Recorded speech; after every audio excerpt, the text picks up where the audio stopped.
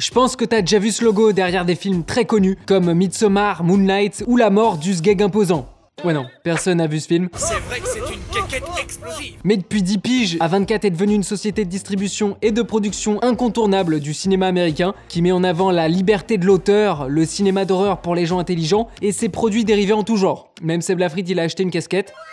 Avec près de 150 films dans leur catalogue, je me suis dit que ça serait sympa de faire un top de tous les films A24 que j'ai vus. Il y en a 48. Ça prend en compte les films produits dans lesquels ils ont mis de la thune et les films distribués, donc ceux dont ils ont acheté les droits pour les programmer dans les salles. Évidemment, tout est subjectif et pas très argumenté. On va du pire au meilleur, c'est le divertissement, c'est parti. En bon dernier, on retrouve High Life de la française Claire Denis, 1h53 d'ennui mortel, au point où j'avais oublié qu'il y avait Mia Goth dans le film, on va la retrouver plus tard. On passe à @Zola, qui a un point commun avec l'écrivain du même nom, puisque c'est l'adaptation d'un texte, à savoir un thread Twitter. Ouais, c'est pas tout proche de ce que faisait Émile. Le film a un gros problème de ton, ni drôle ni stressant, et souffre vraiment d'une esthétique à la A24.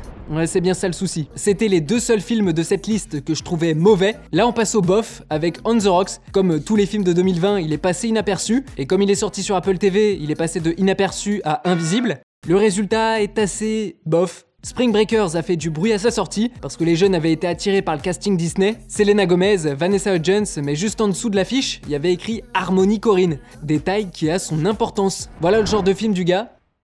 Le choc a dû être intense pour ceux qui pensaient voir un truc mignon. Mon ressenti sur le film est assez mitigé. J'aime bien l'ambiance, j'aime moins le reste. Un peu hypé au moment de sa sortie, l'ambe est beaucoup trop sage pour moi. On sait pas trop à qui le film s'adresse. En tout cas pas aux fans d'horreur, ni aux fans de mélodrame. Peut-être aux fans de Noomi Rapace. Dans le genre film d'auteur qui prend son temps, A Ghost Story peut prétendre au statut de meilleur film où un personnage se tape une tarte aux myrtilles. Et ça... c'est fort. C'est pas Bodies la série, c'est pas Body Double de De Palma, c'est Bodies.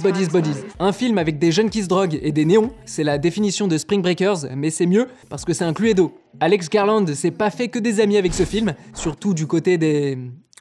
Et c'est vrai que son propos féministe est loin d'être subtil.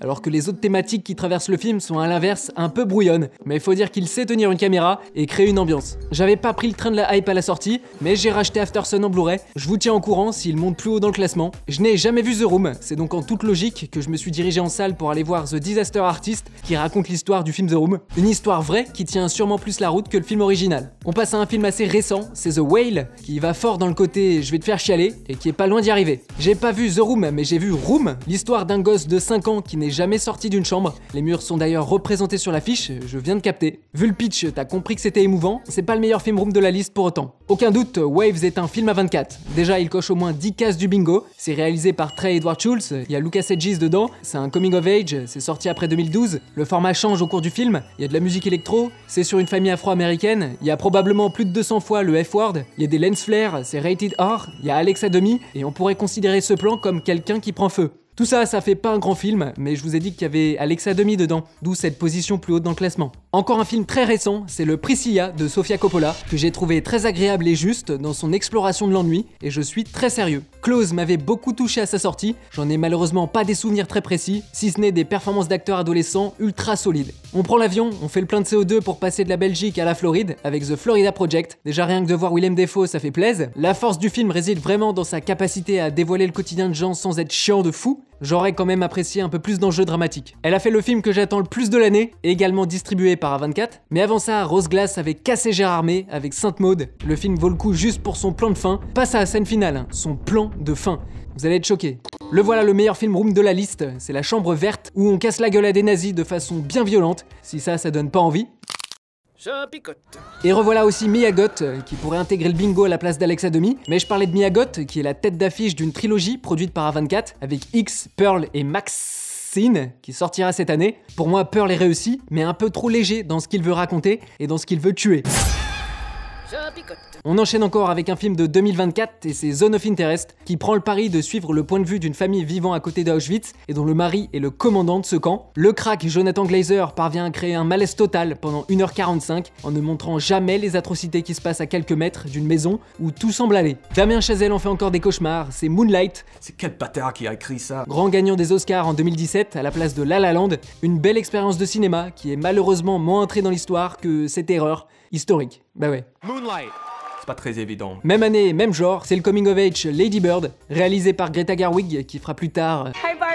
Le film a beaucoup de charme, un peu d'humour, Timothée Chalamet dans le casting, mais de là à dire délicieux, c'est pas un Kinder Pingui le truc. Encore un film que personne n'a vu car il est sorti en plein Covid, L'Adieu, que j'avais trouvé très touchant au point de le mettre dans le top 3 des meilleurs films que j'ai vus en 2020, mais bon c'est parce qu'en face il y avait tellement rien. Si t'as déjà rêvé de Nicolas Cage, sait-on jamais, t'as expérimenté ce que vivent les personnages de Dream Scenario, qui restent en tête grâce à son originalité.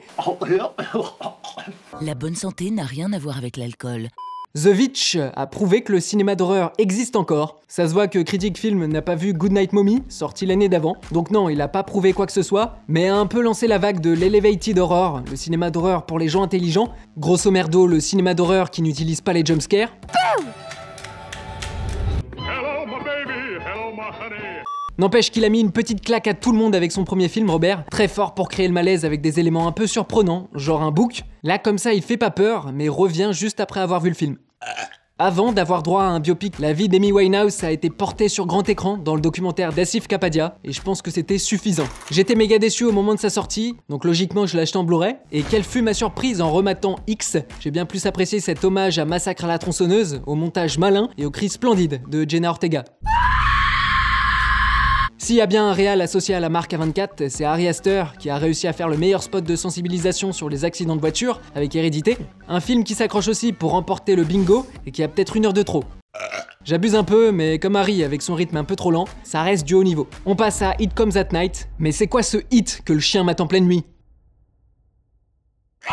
J'ai pas fait ça juste pour te faire flipper, ça a du sens. Comme le clown dans ça, le ça du titre, j'ai dit 3 fois ça, représente la peur dans sa globalité. En résulte un thriller plus qu'un film d'horreur, au climat paranoïaque. C'est aussi un des meilleurs teasers que j'ai pu voir. Le prochain film est clairement un film d'horreur, là y a pas de débat. La Main est un titre à chier, mais un super premier long pour des réalisateurs qui viennent de YouTube. C'est Cyprien et Squeezie qui ont fait le film. Divertissant, inventif et même bien glauque par instant, de quoi me donner envie de voir la suite. Oh putain, ils ont osé le jeu de mots. Très ringard de faire ça, hein. Uncle James fait partie des très rares films Netflix réussis. Et quel film? On serre plus les fesses qu'un mec aux problèmes digestifs qui aurait bouffé des pois chiches. J'entends encore les acteurs en train de gueuler pendant 2 heures. Juste après Florida Project, Sean Baker nous a proposé Red Rocket.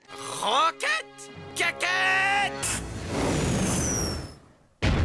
L'histoire d'une pornstar qui cherche un nouveau taf. Le film est trop cool, donc je comprends pas pourquoi il n'y avait pas écrit jouissif sur l'affiche. Avant la zone d'intérêt, Jonathan Glazer nous a proposé Under the Skin, un film qui frôle avec l'expérimental et qui nous embarque dans une ambiance unique où Scarlett Johansson interprète un extraterrestre qui séduit des hommes. C'est de la fiction ou de la réalité? Past Lives est sorti il y a moins d'1 an et résonne toujours autant en moi, c'est bon signe je crois. Ex Machina date un peu plus, c'est le premier film d'Alex Garland qui n'a pas fini d'être dans le classement. Encore une fois, sa plus grande force c'est de proposer une ambiance et des images qu'on n'avait jamais vues avant. Perso, j'avais jamais vu Oscar Isaac s'ambiancer comme ça. Plus fort que The Witch, c'est The Lighthouse. Robert Eggers veut vraiment pas louper cette case du bingo. Le meilleur film avec une sirène que j'ai pu voir, et pourtant j'ai vu Pirates des Caraïbes 4. Il a fait un braquage l'année dernière. Je parle bien sûr d'Everything Everywhere All at Once. All at Once, tous les Oscars en une soirée. Unpopular opinion.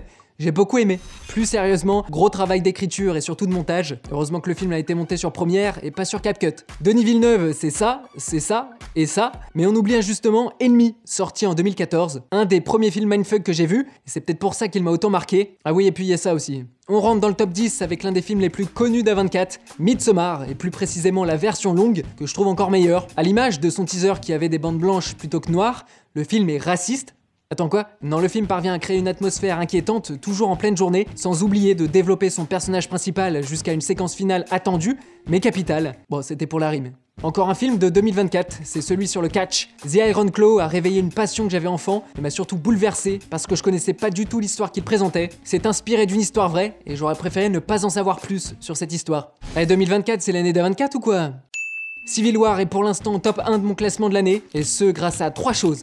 The Green Knight fait partie de mes films A24 préférés, un rythme très lent qui, contrairement à d'autres films de cette liste, participe totalement à l'immersion dans cette aventure épique, tragique, et putain c'est vachement beau. T'enlèves 6 lettres à Midsommar et tu rajoutes des chiffres, ça donne Midnighties. Comme son nom l'indique, ça se passe dans les années 90, à base de skate, de CD et de VHS, un des meilleurs teen movies de ces 10 dernières années. On rentre dans le top 5, et là c'est que des 10 sur 10 pour moi. Prenez Harry Potter, tuez-le, faites-le revenir à la vie grâce à la pierre philosophale, et maintenant transformez-le en couteau suisse. C'est le pitch de Swiss Army Man, et si tu as pensé à ces 3 lettres, c'est normal. Contrairement à son titre, on passe pas un super moment devant Good Time. Les frères Safdie ont vraiment fait 2 films qui constipent, tension maximale dans le slibard, et chez les personnages incarnés par Robert Pattinson et Benny Safdie, t'ajoutes cette musique et t'as un grand film.